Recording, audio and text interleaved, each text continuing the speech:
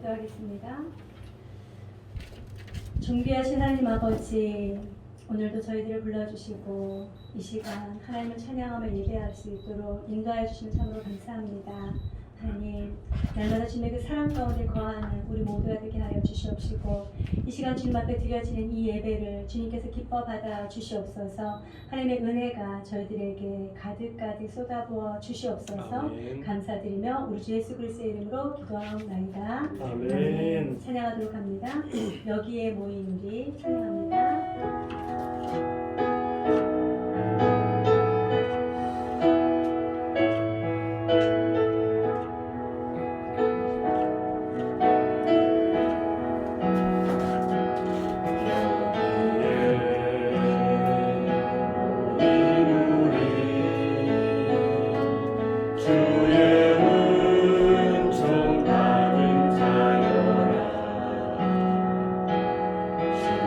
주께서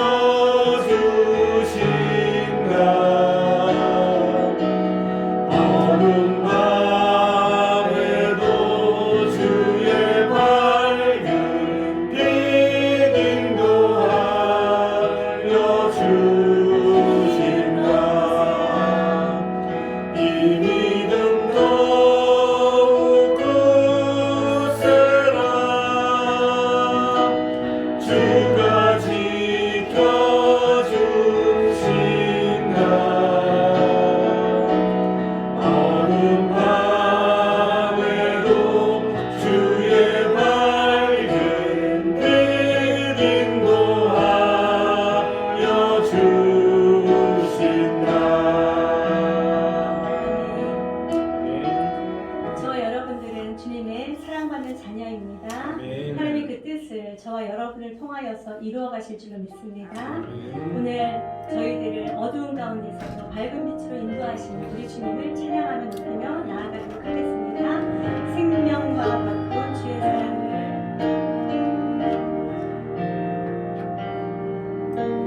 생명과 바꾼 주의 사랑을 잊지 않게 하소서. 나를 위해 흘렸던 주의 눈물 잊지 않게 하소서. 주의 긍휼과 주의 선하심 내가 묵상하오니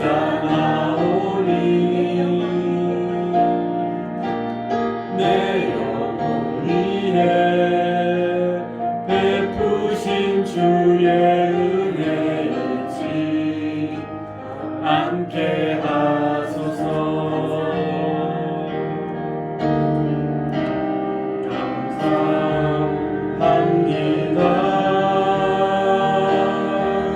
주님 고맙습니다. 그 사랑 때문에 그 눈물 때문에 주 앞에서 예배합니다. 생명과 바꾼 주의 사랑을 잊지 않게 하소서. 나를 위해 흘렸던 주의 눈물 잊지 않게 하소서. 주의 긍휼과 주의 선하심 내가 묵상하오니 내 영혼 위에 베푸신 주의 은혜 잊지 않게 하소서.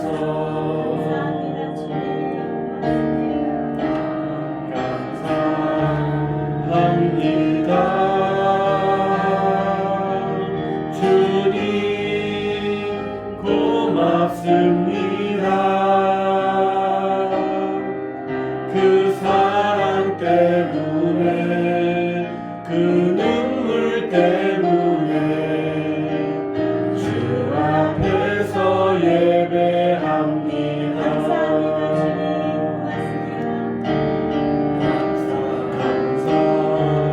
감사합니다. 주님 고맙습니다. 그 사랑 때문에 그 눈물 때문에 주 앞에서 예배합니다. 아멘. 우리 주님의 사랑, 우리 주님의 그 눈물 때문에 우리가 이 자리에 나와서 하나님을 예배하는 줄로 믿습니다. 아멘. 모두 다 자리에서 일어나셔서 하나님께 예배드림으로 나아가도록 하겠습니다. 인제 찬양합니다.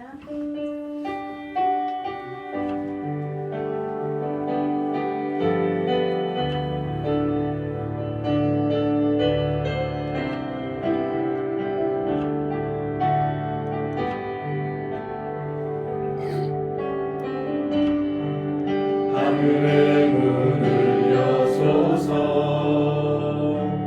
이곳을 주목하소서. 주를 향한 노래가 꺼지지 않으니 하늘을 열고 보소서. 이곳에 임재하소서. 주님을 기다립니다.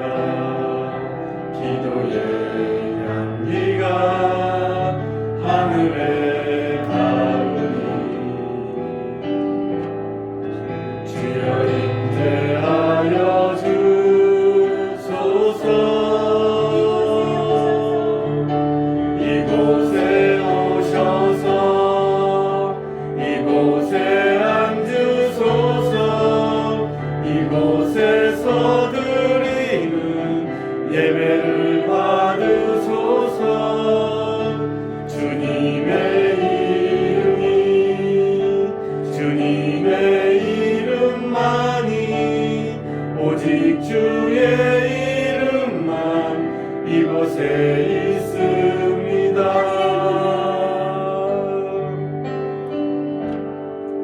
하늘의 문을 여소서. 이곳을 주목하소서. 주를 향한 노래가 꺼지지 않으니 하늘을 열고 보소서. 이곳에 임재하소서. 주님을 기다립니다. 기도의 향기가 하늘에 닿으니 주여 임재하여 주소서. 이곳에 오셔서 이곳에 앉으소서. 이곳에서 드리는 예배를 받으소서.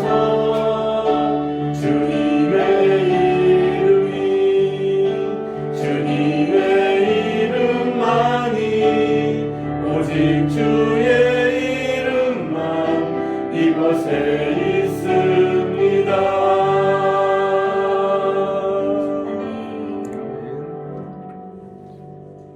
아버지께 참되게 예배하는 자들은 영과 진리로 예배할 때가 오나니 곧 이때라. 아버지께서는 이렇게 자기에게 예배하는 자들을 찾으시느니라. 아멘. 하나님은 영이시니 예배하는 자가 영과 진리로 예배할지니라. 아멘. 살아계셔서 역사하시는 하나님 아버지, 오늘도 살아계셔서 온 우주 만물을 통치하시고 저희들을 통치해 주심을 참으로 감사합니다. 아멘. 이 자리에서 주님을 찬양하고 예배할 때에 주님께서 기뻐받아 주시옵시고 하나님의 그 신령한 은혜를 저희들에게 쏟아부어 주시옵소서. 아멘. 하나님의 기쁨이 되는 예배가 되게 하여 주시옵소서. 아멘. 우리의 마음을 주님께 올려드리는 예배가 되게 하여 주시옵소서. 아멘. 감사드리며 우리 주 예수 그리스도의 이름으로 기원하옵나이다. 아멘. 시간 교동문 하겠습니다. 성시교도 교동문 43번입니다.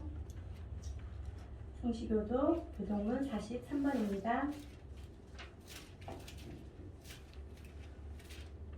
10편 99편입니다. 여호와께서 다스리시니 만민이 떨 것이요. 여호와께서 그룹 사이에 좌정하시니 땅과 흔들릴 것이로다. 시온에 계시는 여호와는 위대하시고 모든 민족보다 높으시도다. 주의 크고 두려운 이름을 찬송할지니 그는 거룩하심이로다. 능력 있는 왕은 정의를 사랑하느니라. 주께서 공의를 견고하게 세우시고 주께서 야곱에게 정의와 공의를 행하시나이다. 너희는 여호와 우리 하나님을 높여 그의 발등상 앞에서 경배할지어다. 그는 거룩하시도다. 그의 제사장들 중에는 모세와 아론이 있고 그의 이름을 부르는 자들 중에는 사무엘이 있도다. 그들이 여호와께 간구하매 응답하셨도다. 여호와께서 구름 기둥 가운데서 그들에게 말씀하시니 그들은 그가 그들에게 주신 증거와 율례를 지켰도다. 여호와 우리 하나님이여 주께서는 그들에게 응답하셨고 그들이 행한 대로 갚기는 하셨으나 그들을 용서하신 하나님이시니이다. 너희는 여호와 우리 하나님을 높이고 그 성산에서 예배할지어다. 여호와 우리 하나님은 거룩하심이로다. 아멘. 사도신경으로 우리의 신앙을 고백하도록 하겠습니다. 전능하사 천지를 만드신 하나님 아버지를 내가 믿사오며 그 외아들 우리 주 예수 그리스도를 믿사오니 이는 성령으로 잉태하사 동정녀 마리아에게 나시고 본디오 빌라도에게 고난을 받으사 십자가에 못 박혀 죽으시고 장사한 지 사흘 만에 죽은 자 가운데서 다시 살아나시며 하늘에 오르사 전능하신 하나님 우편에 계시다가 저리로서 산 자와 죽은 자를 심판하러 오시리라. 성령을 믿사오며 거룩한 공예와 성도와 서로 교통하는 것과 죄를 사하여 주시는 것과 몸이 다시 사는 것과 영원히 사는 것을 믿사옵나이다. 아멘. 모두 다 자리에 앉으셔서 찬송가 93장으로 하나님 앞에 찬양 올려드립니다.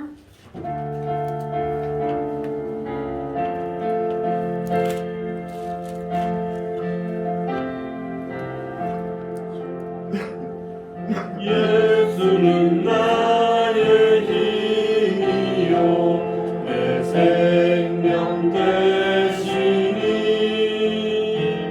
구주 예수 떠나 살면 죄중에 빠지니 눈물이 앞을 가리고 내 맘에 근심 쌓일 때 위로하고 힘주시니 주 예수 예수는 나의 힘이요 내 친구 되시니 은혜를 간구하면 풍성히 받으니 햇빛과 비를 주시니 주수할 곳이 많도다 귀한 열매 주시느니 주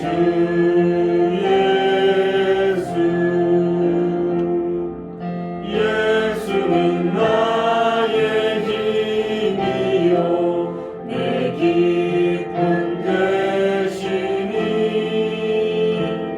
그 명령을 준행하여 늘 충성하겠네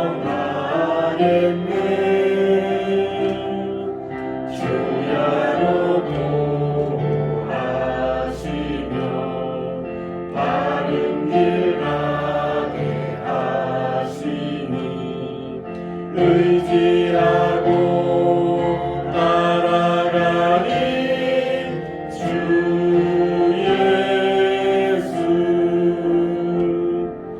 예수는 나의 힘이요 내 소망 되시니 이 세상을 떠나갈 때 곧 영생 얻으리 한없는 복을 주시고 영원한 기쁨 주시니 나의 생명 나의 기쁨 주 예수 아멘. 예수 그리스도께서 우리의 소망 되어주시고 예수 그리스도께서 우리의 생명이십니다. 예수 그리스도만이 우리의 기쁨이십니다. 그 예수님만을 더 의지하여서 우리 이 시간 예배함으로 나아갈 때에 죄사함의 은혜와 예배를 위하여 우리 주님 앞에 기도하도록 합니다. 하나님 한 주간 우리가 지었던 그 모든 죄와 허물들 다 씻어주시고 용서해 주시옵시고 이 시간 주님 앞에 나아갈 때에 주님께서 기뻐 받아주시옵시고 하나님의 은혜로 가득 채워 주시옵소서. 예배를 통하여서 주님 주신 그 기쁨으로 충만케 하여 주시옵소서. 우리 그렇게 통성으로 기도함으로 나아가도록 하겠습니다. 기도합니다. 하나님 아버지 참으로 감사합니다. 지난 한 주간에도 저희를 지켜주셨다가 이 자리에 나와서 찬양하며 예배할 수 있도록 인도하여 주심을 주여 참으로 감사합니다. 아버지 한 주간 동안에도 하나님 아버지 우리의 생각과 우리의 마음들을 행하였던 그 모든 죄와 허물들 예수 그리스도의 십자가 보일러서 깨끗하게 씻어주시고 용서하여 주시옵소서. 하나님 아버지 하나님보다 우선순위에 두었던 그 무엇이 있었습니까? 주여 용서하여 주시옵소서. 하나님을 집중하지 못했던 그 마음이 있었으니까 주여 용서하여 주시옵시고 나의 시선이 하나님을 바라보지 못했던 것들에 대해서 주님 용서하여 주시옵소서. 예수 그리스도의 그 십자가가 저희에게 능력입니다. 십자가의 보일러서 깨끗하게 씻어주시고 용서하여 주시옵소서. 주님 앞에 나아갈 때에 주님께서 기뻐 받으신 자 되어지길 소원합니다. 우리의 모든 죄와 허물들 나의 모든 죄와 허물들 예수 그리스도의 그 십자가 보일러서 깨끗하게 씻어주시고 용서하여 주시옵시고 이 시간 주님 주시는 은혜로 충만케 하여 주시옵소서.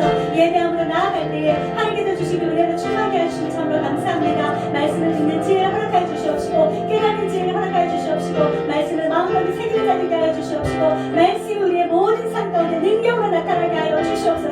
삶의 자리에서 하나님께 생각하신 그 일들을 나의 눈으로 우리의 눈으로 보게 하여 주시옵시고 그로 말미암아 주님을 더욱더 찬양하고 높이는 우리 모두의 삶이 되게 하여 주시옵소서. 삶의 자리에 주님께서 함께해 주시는 믿습니다. 주님 홀로 영광을 받아 주시옵소서. 주님의 사랑하시는 자녀들을 기억하여 주시옵시고 저들의 모든 삶을 주관하시고 다스려 주셔서 삶을 통해서 주님 홀로 영광을 받아 주시옵소서. 이 시간 주님 앞에 드려지는 이 예배가 주님께서 기뻐 받으시는 예배가 되게 하여 주시옵소서. 주님께서 흠양하시는 예배가 되게 하여 주시옵소서. 주님께서 주신 은혜로 충만하게 하여 주시옵소서. 이 나라와 이 민족 위에 주님께서 함께하여 주시옵시고 하나님께서 이 나라와 이 민족을 다스리고 통치하여 주셔서 하나님을 찬양하고 예배하는 그날이 속히 돌아올 수 있도록 역사하여 주시옵소서. 모든 것을 다스리시는 주님을 찬양합니다. 주님 영광 받아 주시옵소서. 이 시간 주님께서 우리의 간구에 응답하여 주심을 믿고 감사드리며 우리 주 예수 그리스도의 이름으로 기도하옵나이다. 아멘.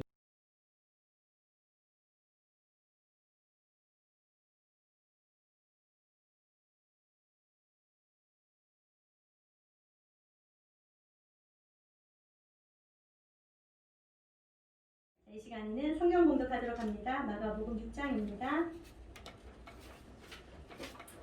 6장 30절로 44절 말씀입니다. 마가복음 6장 30절로 44절 말씀 저와 여러분들이 한 절씩 교독하도록 하겠습니다.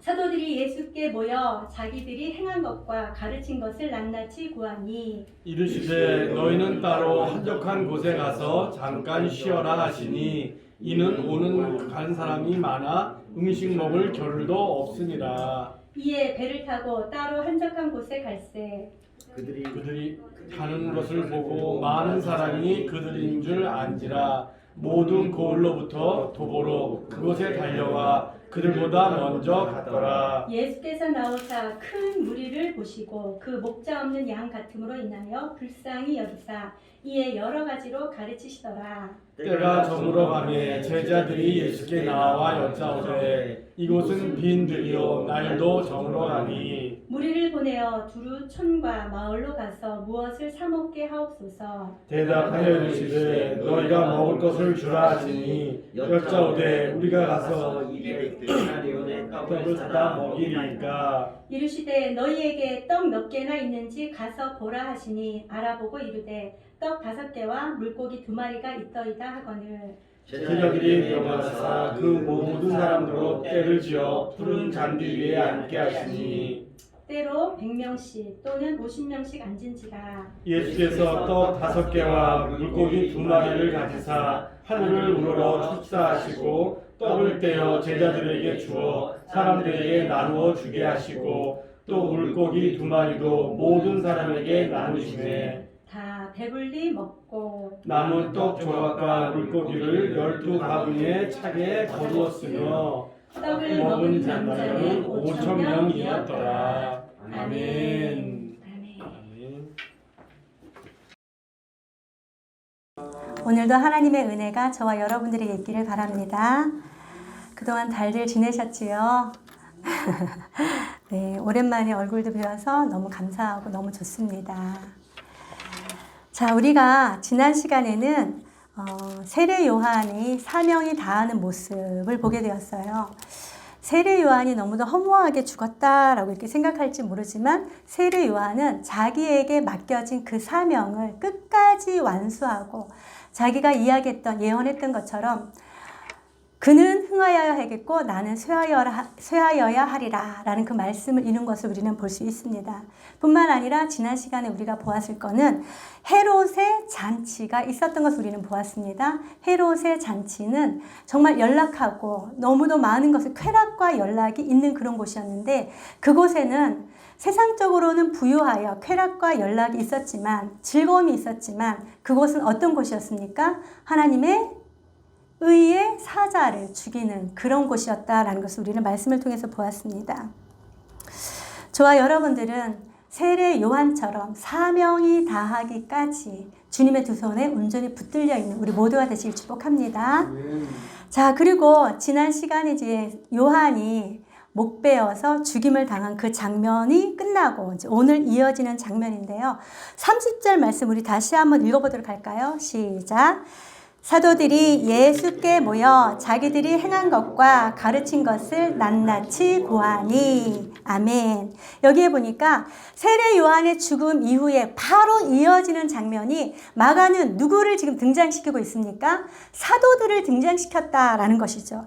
여러분, 지금까지는 사도들이란 단어가 나오지 않았습니다. 이 마가복음에 처음으로 이 사도들이다라는 이 단어가 나오는데, 그 이전에는 사도들 대신에 어떤 단어가 쓰여졌습니까?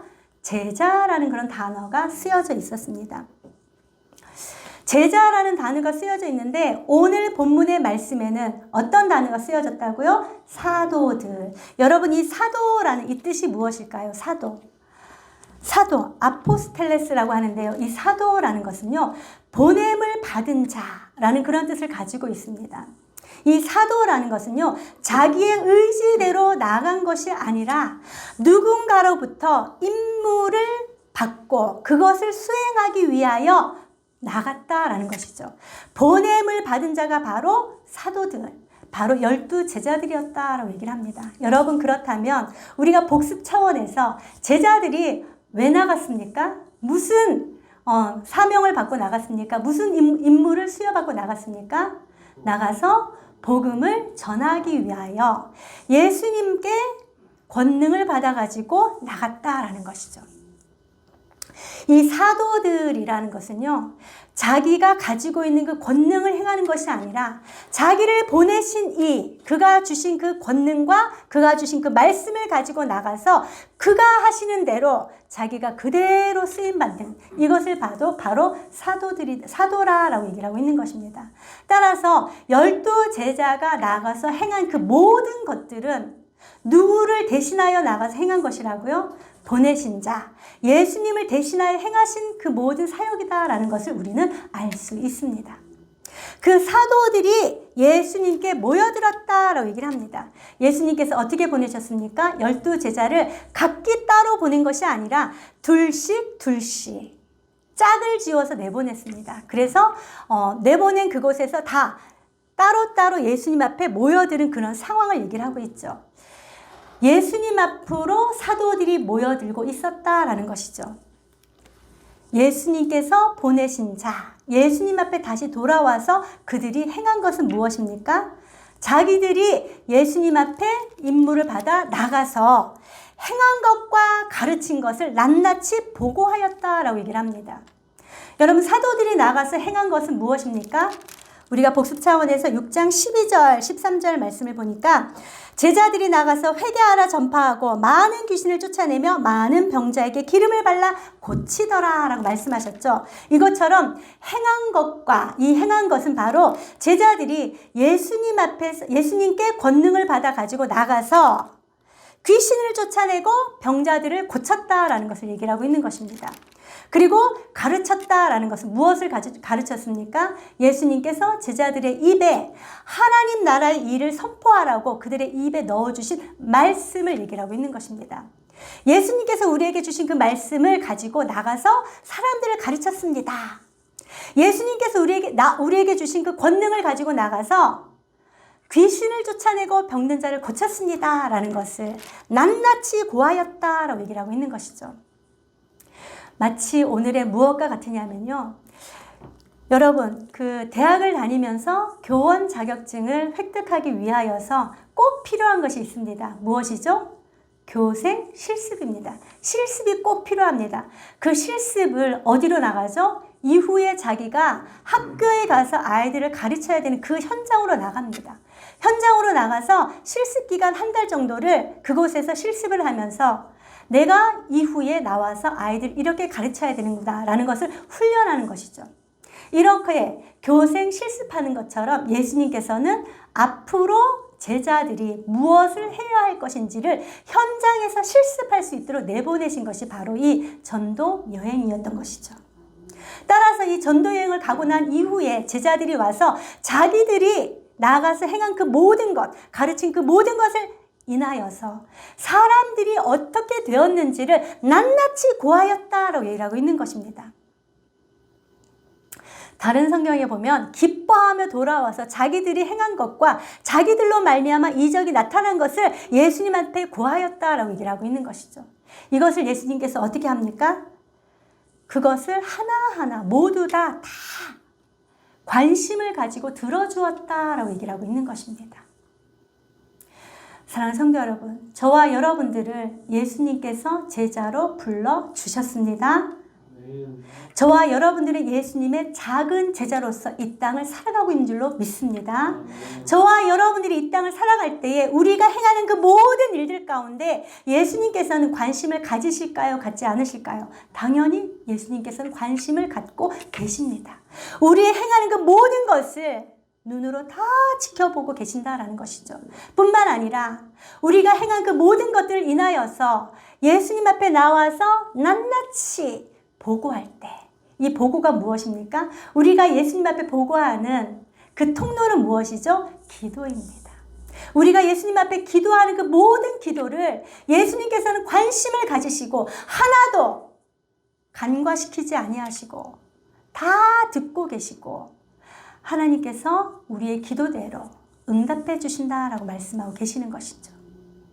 우리의 모든 것에 관심을 가지시는 그 예수님을 인하여서 기뻐하신 은혜가 있길 축복합니다. 감사하신 은혜가 있길 축복합니다. 예수님께서 이렇게 제자들의 이야기를 하나하나 다 듣고 난 이후에 31절에 이렇게 말씀하십니다. 우리 31절 말씀 다 같이 한 목소리로 읽어보시기 바랍니다. 시작! 이르시되 너희는 따로 한적한 곳에 가서 잠깐 쉬어라 하시니 이는 오고 가는 사람이 많아 음식 먹을 겨를도 없음이라. 아멘.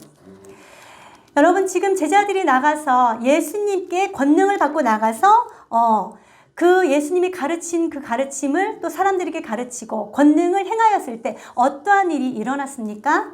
6장 14절 보니까 이에 예수의 이름이 드러난지라 라고 얘기를 하고 있는 것이죠. 모든 사람들이 예수의 이름을 다 알게 되었다는 것이죠. 뿐만 아니라 예수님께서 행하시는 그 권능을 제자들도 지금 행하고 있으니까 사람들이 지금 제자들 앞으로 다 몰려들고 있었다라는 것이죠. 제자들이 예수님 앞으로 나아갈 그때에도 사람들은 제자들과 함께 예수님 앞으로 다 나왔다라고 얘기를 하고 있는 것입니다. 그리고 제자들이 예수님한테 보고할 그때 당시에 이미 많은 사람들이 예수님 주변에 모여들었다라는 것을 우리는 말씀을 통해서 볼 수 있습니다.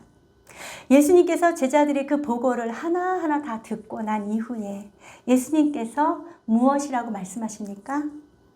너희는 따로 한적한 곳에 가서 잠깐 쉬어라 라고 말씀하십니다. 여러분 언제 쉬어야 되겠다라고 생각하십니까? 나 너무너무 피곤해. 맞습니까, 여러분? 피곤할 때 쉬어야 돼 이런 생각이 들죠. 뿐만 아니라 머리가 너무너무 복잡할 때 잠깐 쉬어야 돼. 생각을 해야 돼. 이러면서 잠깐 쉽니다. 여러분 요즘 그 핸드폰 많이 보시죠? 이 핸드폰을 볼 때에 이 폰을 계속적으로 쓰면 어떻게 되죠? 폰이 충전이 닳아버리죠. 그래서 이제 배터리가 다 나가버리니까 나중에는 어떻게 하죠? 그것을 배터리를 다시 전기에 꽂아서 충전시킵니다. 여러분이 피곤해서 쉬어야 돼. 머리가 복잡해서 쉬어야 돼. 너무 일이 많기 때문에 오히려 좀 더 쉬어야 돼. 라고 하죠. 배터리가 없어서 충전시켜야 돼. 여러분, 왜 그렇게 하는 것일까요? 왜 쉬고, 왜 충전을 해야 되는 것일까요? 쉬어서 늘어지게 잠자야지. 이것만이 목적일까요? 여러분, 우리가 쉬는 이유는 무엇이냐면요. 다시금 재충전을 받아서 더 성실하게 나에게 맡겨진 일들을 감당하기 위해서 쉽니다. 여러분, 저녁이 되면 어떻게 합니까? 하루 종일 일함으로 말미암아 너무 피곤합니다. 그래서 몸을 눕히고 쉬죠. 그리고 다음날 일어나서 다시금 새롭게 충전된 그 힘을 가지고 하루를 살아가게 되는 것이죠. 예수님께서는 제자들이 나가서 전도 여행을 하면서 얼마나 힘들고 피곤했는지를 알았던 것이죠. 그러므로 말미암아 제자들에게 어떻게 합니까? 잠깐 한적한 곳에 가서 쉬라라고 얘기를 하고 있는 것입니다. 예수님께서는 저와 여러분들이 일 중독증을 가지고 계속적으로 일해야 돼, 일해야 돼, 일해야 돼, 피곤해 하면서도 일해야 돼 라는 것을 외치지 않습니다. 예수님께서는 저와 여러분들이 너무너무 피곤하니까 좀 쉬어라 라고 말씀하고 계시는 예수님의 그 사랑이죠. 예수님의 그 사랑이 있기 때문에 저와 여러분들은 쉼을 얻어서 다시금 재충전을 받아 우리에게 맡겨진 그 일들을 성실하게 행하게 될 줄로 믿습니다. 여러분, 쉰다는 것을 죄처럼 여기지 마시기 바랍니다. 쉼은 재충전의 시간이고 그 시간이 반드시 있어야지만 더 공격적으로 또 더 성실하게 일할 수 있다는 것이죠. 예수님께서는 그것을 알기 때문에 잠깐 가서 쉬어라 라고 얘기를 합니다. 이 말씀에 보니까 예수님께서 이렇게 말씀하신 이유가 나와 있는데요. 오고 가는 사람이 많아서 음식 먹을 겨를도 없다라는 것이죠. 이 제자들 또한 예수님과 함께 사역하기 때문에 이 제자들도 쉴 수 있는 그런 시간이 없었다라는 것입니다. 오고 가는 사람들이 많아서 이 음식 먹을 겨를이라고 얘기를 하는 것은요, 잠깐의 틈도 없었다라는 것을 얘기를 하고 있는 것입니다. 그래서 예수님께서는 제자들을 사랑하시는 그 마음으로 잠깐 한적한 곳에 가서 쉬어라 라고 얘기를 하고 있는 것이죠.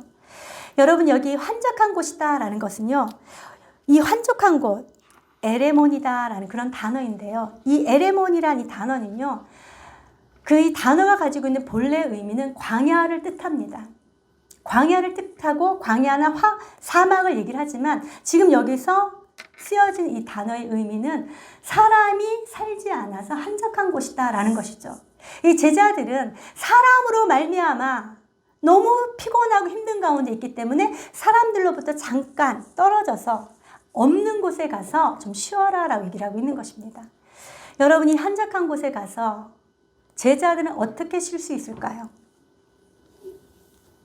음식만 먹으면 쉬는 것일까요? 사람이 많아서 음식 먹을 겨를도 없다라고 얘기를 했는데 그곳에 가서 마음껏 먹어라 이런 얘기일까요? 먹는 것뿐만 아니라 그곳에 가서 자기를 다시 한번 점검해보고 내가 하는 이 일을 통하여서 어떠한 열매가 있는지를 다시 한번 세워보고 하나님께서 우리에게 어떤 복을 주셨는지 너희는 한번 세워보라 라는 그런 찬양이 있는 것처럼 하나님과의 관계 가운데 다시금 생각해보고 하나님 앞에 기도하고 기도함으로 말미암아 하나님이 주시는 그 참 안식 가운데 쉼을 누리라 라고 얘기를 하고 있는 것입니다. 여행을 좋아하는 사람은 여행을 통하여서 또 다른 사람은 요새 불멍이라고 하죠. 이게 모닥불을 펴놓고 멍하니 그것을 쳐다보면서 아무런 생각하지 않고 쉬는 것. 이런 쉼이 있어야 된다는 것이죠. 또 어떤 사람은 밤하늘을 너무 좋아해서 별을 보면서도 쉬어야 된다라고 얘기를 하고 있는 것이죠. 이런 쉼이 있을 때 저와 여러분들은 하나님께서 부르신 그 목적대로 작은 제자로서의 삶을 살아가게 될 줄로 믿습니다. 이런 쉼이 반드시 있기를 축복합니다. 이 이야기를 들은 제자들은 어떻게 합니까? 32절 한번 읽어보도록 할게요. 시작. 이에 배를 타고 따로 한적한 곳에 갈새. 아멘. 이 이야기를 들은 제자들은 예수님의 말씀대로 따로 한적한 곳으로 갔다라고 얘기를 합니다. 사실 여기서 이 한적한 곳이 어디다라는 것이 나와 있지는 않습니다. 하지만 이 공관복음서라든지 요한복음을 보면은 아, 이곳이 벳세다 들녘이었구나라는 것을 우리는 알 수 있죠. 이 따로 한적한 곳을 제자들은 알고 있었습니다. 아, 사람이 살지 아니한 그곳으로 우리 가야지 하고 무엇을 타고 갑니까? 배를 타고 건너가고 있습니다. 지금 이 제자들이 있는 곳은 예수님이 계시는 그곳 가버나움이었는데 이 가버나움은 벳세다로부터 한 7km 정도 떨어진 그곳이었습니다. 짧은 거리가 아닙니다. 여러분 7km를 걸으려고 하면 얼마나 정도 걸릴까요? 한 1시간 반, 2시간 정도 걸리지 않겠습니까? 그 길을 지금 제자들은 배를 타고 갑니다. 배를 타고 가는데 이 모습을 본 사람들이 있어요. 33절 한번 읽어보도록 할게요. 시작. 그들이 가는 것을 보고 많은 사람이 그들인 줄 안지라 모든 고을로부터 도보로 그곳에 달려와 그들보다 먼저 갔더라. 아멘. 자, 예수님의 제자들이 지금 배를 타고 따로 한적한 곳에 쉬러 가고 있습니다. 쉬러 가는데 배를 타고 가고 있어요. 이 갈릴리 바다를 지금 배를 타고 건너가고 있으니까 사람들이 갈릴리 바다를 보니까 아, 저기 제자들이구나 라는 것을 금방 알았던 것이죠. 예수님과 함께 제자들이 지금 따로 한적한 곳에 쉬러 가고 있는데 그 모습을 본 사람들은 어떻게 합니까? 이 배에 탄 예수님과 제자들보다 더 먼저 걸어서 그곳에 도착하였다라고 얘기를 하고 있는 것입니다. 여러분, 제자들은 지금 무엇을 하러 간다고요? 쉬러 가고 있는 중입니다. 그런데 지금 33절에 보니까 그들보다 먼저 그곳에 도착해서 예수님과 제자들이 오기를 기다리는 모습을 보게 되는 것이죠. 여러분, 너무너무 힘들어서 지금 쉬고 싶은데 계속적으로 쉬지 못하도록 방해하는 사람이 있습니다. 여러분들 어떻겠습니까? 아, 좀 가! 나 좀 쉬게! 이러지 않겠습니까? 그런데 예수님께서 어떻게 하시죠? 34절 말씀 한번 읽어보도록 할게요. 시작. 예수께서 나오사 큰 무리를 보시고 그 목자 없는 양 같음으로 인하여 불쌍히 여기사 이에 여러 가지로 가르치시더라. 아멘. 예수님보다 먼저 와 있는 그 무리들을 보면서 예수님께서 화를 내지 아니하셨습니다. 우리는 지금 쉬러 왔단 말이에요. 왜 여기 와 있습니까? 호통치지 않았습니다. 지금 공관봉선 다른 데서 보면은요, 예수님께서 그들을 영접하셨다라고 얘기를 하고 있는 것입니다. 오히려 그들을 향하여서 그들을 따뜻한 마음으로 영접하고 뿐만 아니라 누가복음이나 요한복음에 보면은 그들을 영접하시고 긍휼히 여기는 그 마음으로, 불쌍히 여기는 마음으로 하나님 나라를 가르치고 병자들을 고쳤다라고 말씀하고 있는 것입니다. 여러분, 그들을 영접하고 하나님 나라를 가르치고 병자들을 고치신 이유가 무엇이었습니까? 34절에 보니까 큰 무리를 보시고 목자 없는 양 같음을 인하였다라고 얘기를 하고 있는 것입니다. 예수님은 배를 타고 오셨지만 제자들은 배를 타고 왔지만 이 사람들은 어떻게 왔다고요? 7, 8km 되는 그 길을 걸어서 달려서 그들은 왔다라고 얘기를 합니다. 그 모습을 보니 예수님은 마음 가운데 너무너무 불쌍히 여기는 마음이 생겼다라고 얘기를 하고 있는 것이죠. 왜죠? 저들의 목자 없는 양 같았다라고 얘기를 하고 있는 것입니다. 여러분, 양은요, 목자가 없으면 살아갈 수가 없습니다. 바로 앞에 있는 절벽도 보지 못하고 계속적으로 걸어가서 떨어져 죽는 것이 바로 양입니다. 그래서 목자가 거기 절벽이니까 가지 말라라고 하면서 막대기를 들어서 목자가 양들을 못 가게 해야 하는 것이죠. 안전하게 인도해야 되는 것입니다. 뿐만 아니라 어디에 먹을 것이 있는지 그들의 눈이 너무도 나빠서 아, 저쪽에 푸른 초장이 있구나 알지 못하고 보지 못합니다. 뿐만 아니라 물이 어디에 있는지 자기들이 쉴 곳이 어딘지 아무것도 모르는 게 바로 이 양입니다. 그래서 이 양에게는 누가 꼭 필요하다고요? 목자가 꼭 필요하다라는 거 얘기를 하고 있는 것이죠. 근데 예수님께서 자기 앞에 온 그 무리들을 보니까 아, 저들은 목자 없는 양 같구나 라는 그런 마음이 들어서 불쌍히 여기는 마음, 긍휼히 여기는 마음이 들었다는 것이죠. 그러므로 말미암아 그들을 영접하고 하나님 나라를 말씀하시고 가르치시고 병을 고쳐주셨다라고 얘기를 하고 있는 것입니다.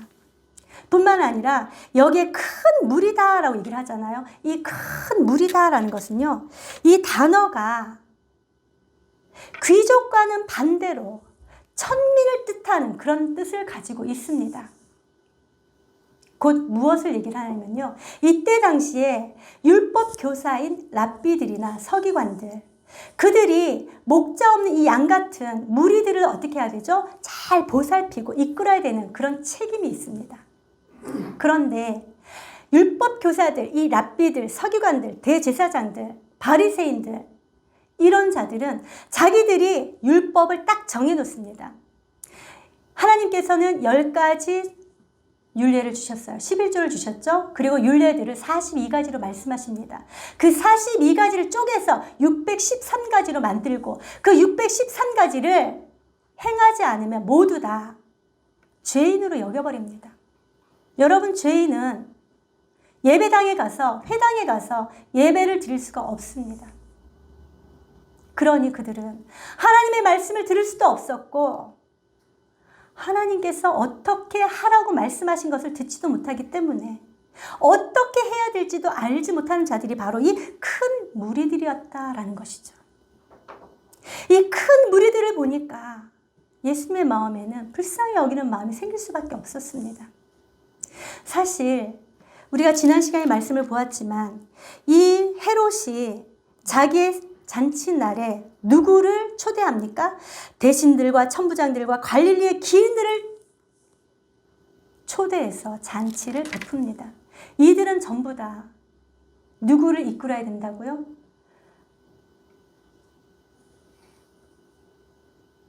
오늘 말씀하신 것처럼 이 무리들을 하나님의 말씀으로 잘 이끌어야 되는 그런 자들이었습니다.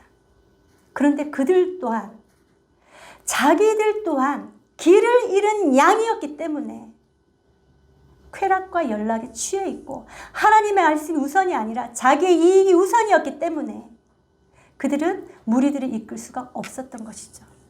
소경이 소경을 인도하면 어떻게 된다고요? 둘 다 물에 빠진다라는 것이죠. 그렇기 때문에 예수님께서는 큰 무리들을 보시면서 너무도 마음 가운데 불쌍히 여기는 마음, 긍휼히 여기는 마음이 있었다라는 것입니다. 여러분, 여기서 긍휼히 여기고 불쌍히 여긴다라는 것은요, 이 내장이 끊어지는 듯한 아픔을 가지고 그들을 바라보았다라는 것이죠. 그렇게 하기 위해서 그들의 마음 가운데는 가장 깊은 곳에 무엇이 전제되어야 된다고요? 사랑입니다.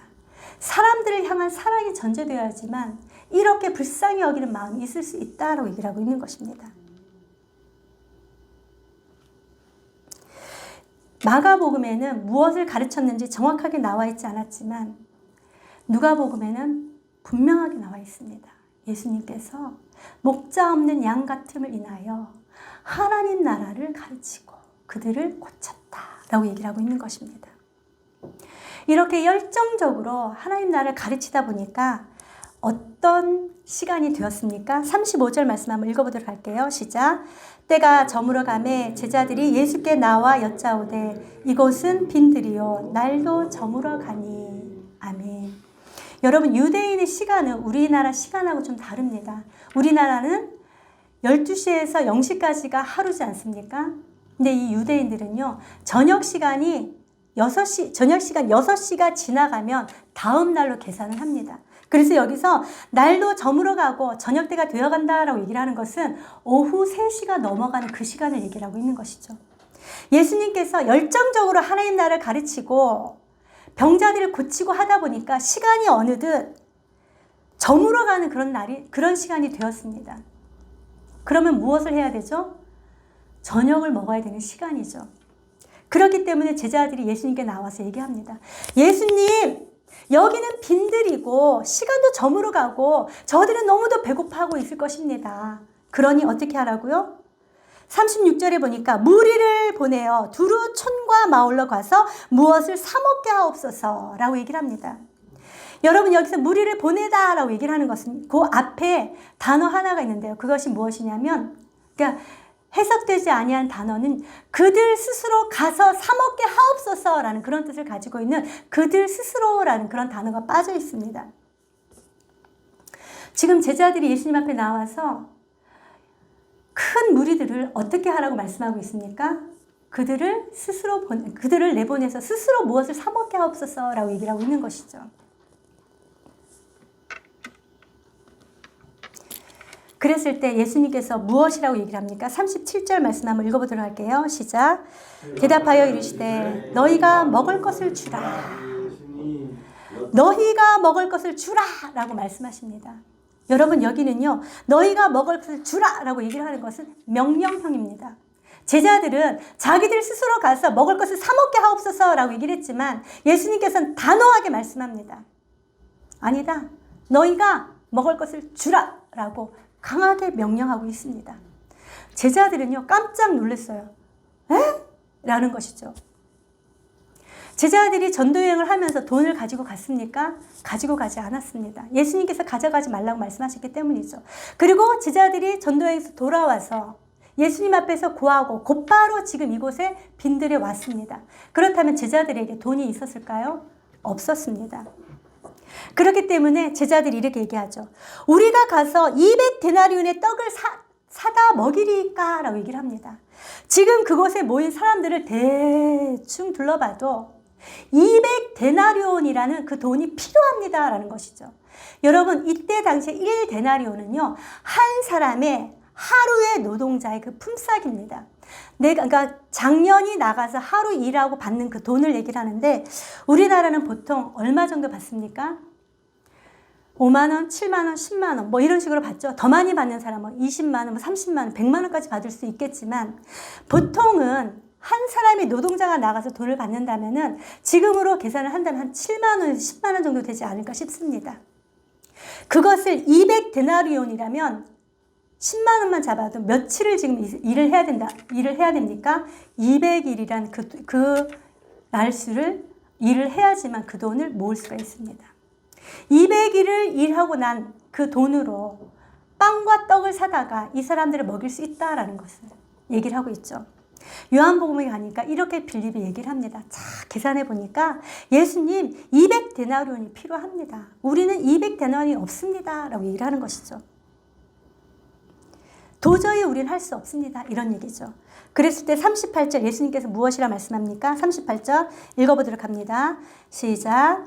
이르시되 너희에게 떡 몇 개나 있는지 가서 보라 하시니 알아보고 이르되 떡 5개와 물고기 2마리가 있더이다 하거늘. 아멘. 자, 예수님께서 200데나리온의 떡을 우리가 사다 먹일 수 있는 그런 여력도 없습니다 라고 얘기했을 때 예수님께서 이렇게 말씀하십니다. 너희에게 떡 몇 개나 있는지 가서 보라 라고 얘기를 합니다. 가라, 보라, 이런 식으로 지금 동사를 계속적으로 사용하면서 예수님께서는 제자들에게 강하게 얘기하고 있습니다. 너희는 가서 찾아봐 무엇이 있는지 라는 것입니다. 찾기까지 찾아봐라 라고 얘기를 하고 있는 것이죠. 강조하고 있는 것입니다. 예수님께서는 무언가를 바위를 명령하여서 떡덩이가 되게 하지 않습니다. 제자들로 하여금 가서 보라 라고 얘기를 하면서 무엇이 있는지 찾기까지 찾아보라 라고 얘기를 하죠. 이 이야기를 들은 제자들은 어떻게 합니까? 예수님의 명령에 순종하여서 찾아봅니다. 그래서 찾았어요. 무엇을 찾았습니까? 떡 5개와 물고기 2마리를 찾습니다. 이 떡 5개와 물고기 2마리를 가지고 와서 요한복음을 보니까 안드레가 이렇게 얘기합니다. 찾아보니까 떡 5개와 물고기 2마리가 있습니다. 하지만 이 떡 5개와 물고기 2마리로 저 사람들에게 어떻게 할 수 있습니까? 어린아이 1명이나 먹일 수 있는 그런 분량밖에 되지 않습니다. 라고 하죠. 하지만 예수님께서는 제자들이 이렇게 이야기할 때 대답도 하지 않습니다. 그리고 39절 말씀 한번 읽어보도록 할게요. 시작. 제자들에게 명하사 그 모든 사람으로 때를 지어 푸른 잔디 위에 앉게 하시니 40절도 읽어봅니다. 때로 100명씩 또는 50명씩 앉은지라. 아멘. 이걸로 부족한데 어린아이 1명밖에 먹을 수 있는 그런 분량이 되지 않는데 이것으로 어떻게 하시겠습니까? 라고 물었지만 예수님께서 말씀하지 않으십니다. 그리고 제자들에게 오히려 이렇게 명령하십니다. 너희들은 사람들을 전부 다 때를 지어서 푸른 잔디 위에 앉게 하라. 지금 이때 당시가 어느 때인지를 알려주고 있습니다. 이스라엘은요, 이 우기가 있고 건기가 있습니다. 이 푸른 잔디가 있다라는 것은 이때 당시 한 2월이나 3월쯤 얘기를 하고 있는데 그때는 6월절이 가까우는 그런 때를 얘기를 하고 있는 것이죠. 그때에 때를 지어서 50명씩 100명씩 앉혀라라고 얘기를 합니다. 왜 그렇게 할까요? 나누어 주는 것을 좀 더 수월하게 하기 위해서, 용이케 하기 위해서 이렇게 그러니까 앉히라고 얘기를 하고 있는 것입니다.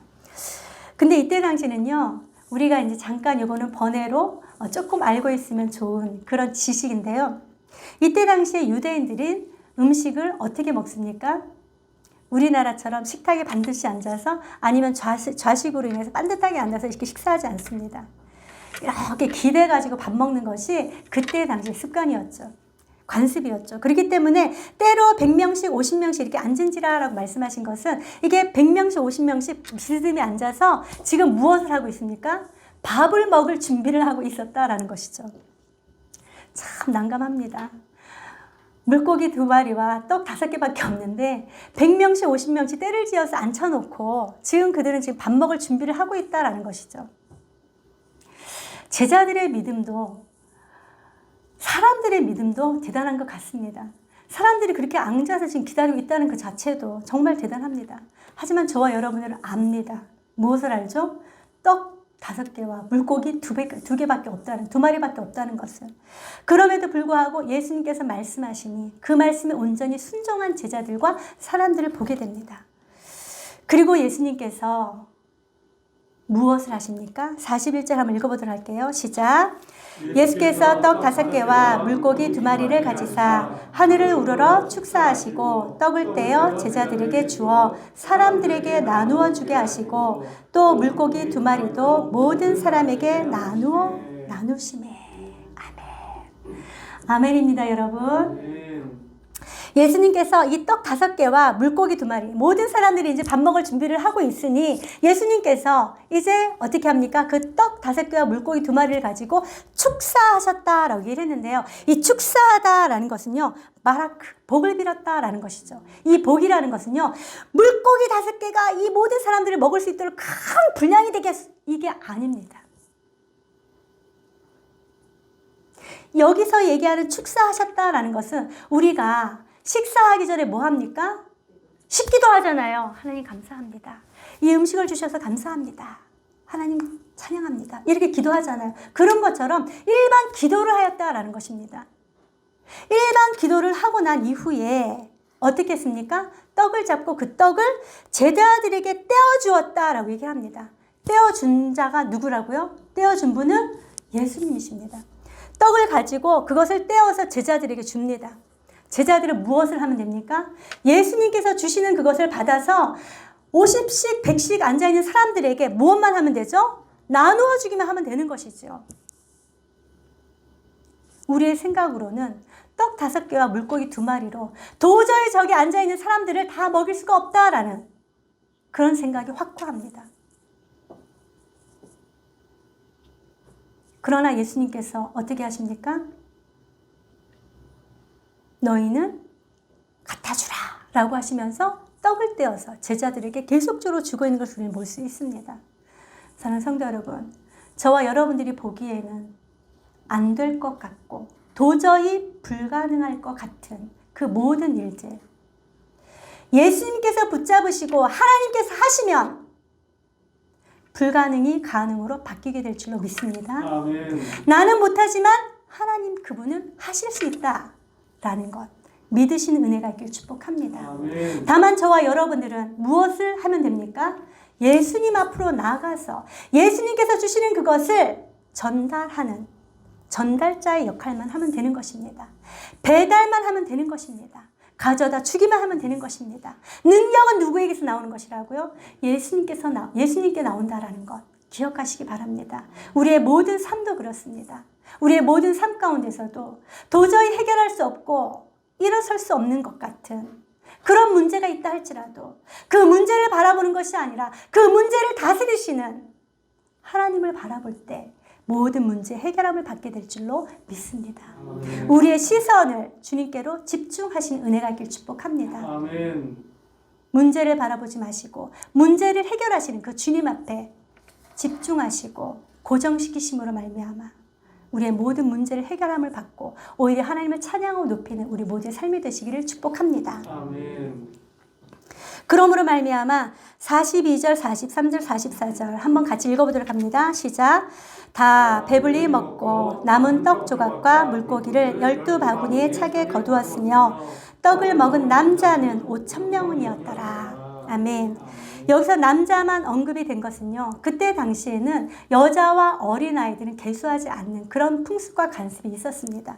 따라서 남자가 5,000명이었다면 이 한 사람에게 남자, 가족을 이루었다면 아내와 자녀들 이렇게 있다라고 하면 5천 명이 아니라 거의 2만 명 이상 먹지 않았나라고 다들 신학자들은 얘기를 하고 있습니다. 근데 그들이 어떻게 먹었다고요? 배불리 먹었다라고 얘기를 합니다. 이 배불리 먹다라는 것은요, 부족함이 없도록 먹었다, 충만하게 먹었다라는 것이죠.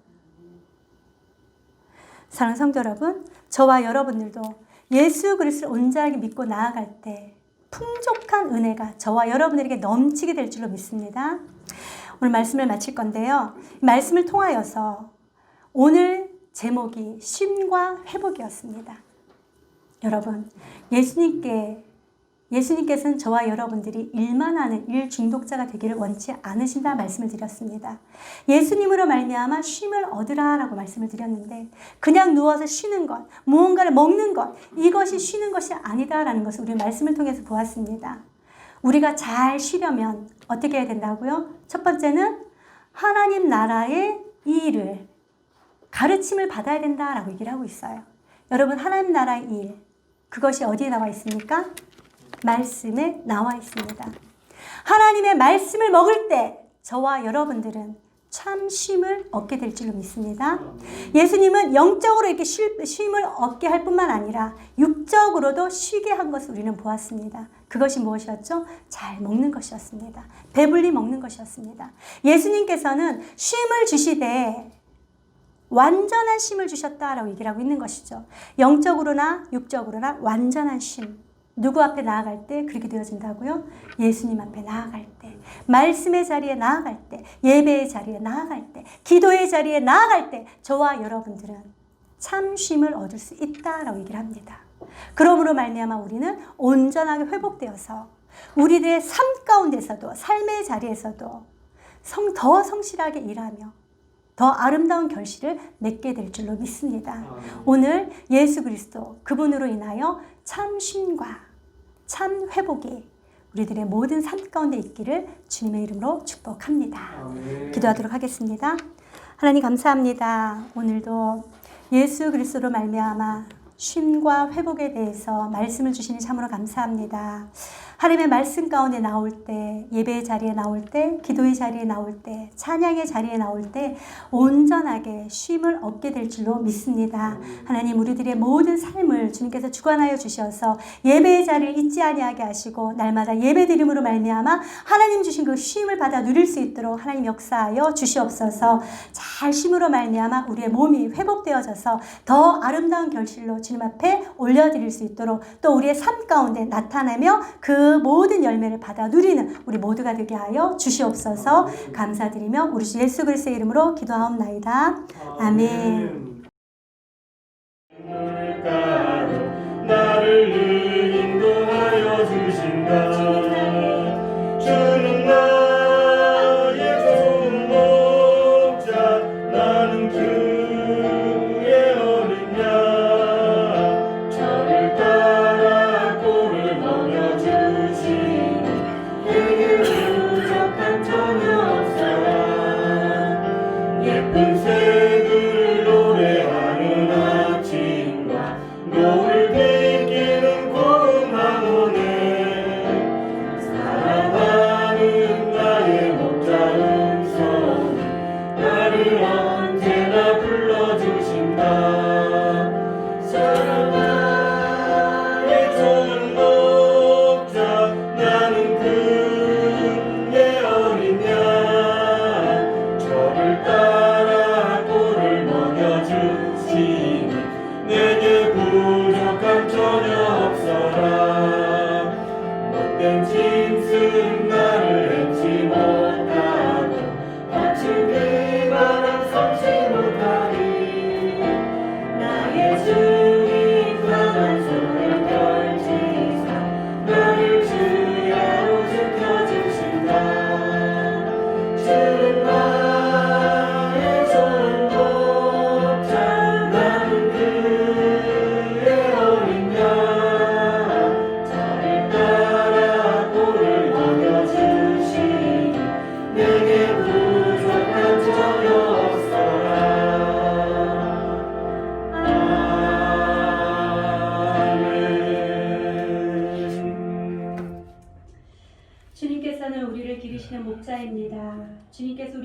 되어 주시니 우리가 부족함이 없다라고 고백하게 됩니다.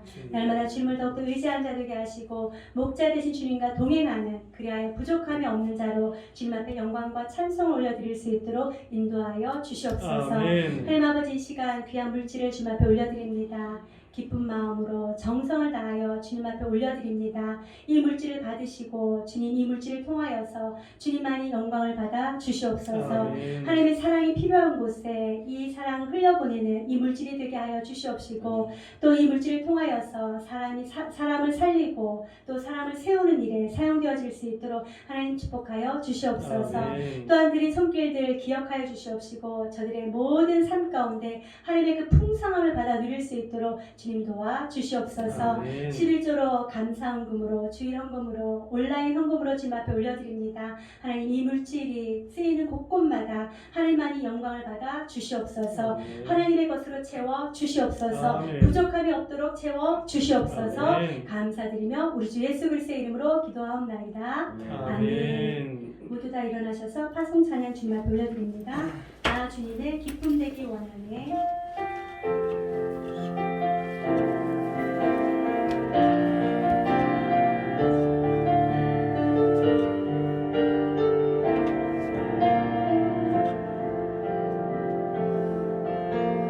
나 주님의 기쁨 되길 원하네. 내 마음을 새롭게 하소서. 새 부대가 되게 하여 주사. 주님의 빛 비추게 하소서. 내가 원하는 한 가지 주님의 기쁨이 되는 것. 내가 원하는 한 가지 주님의 기쁨이 되는 것.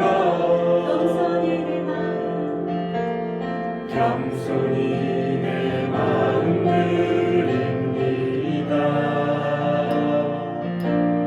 나의 모든 것 받으소서. 나의 맘 깨끗게 씻어주사. 주의 일로 행하게 하소서. 내가 원하는 한 가지 주님의 기쁨이 되는 것. 내가 원하는 한 가지 주님의 기쁨이 되는 것.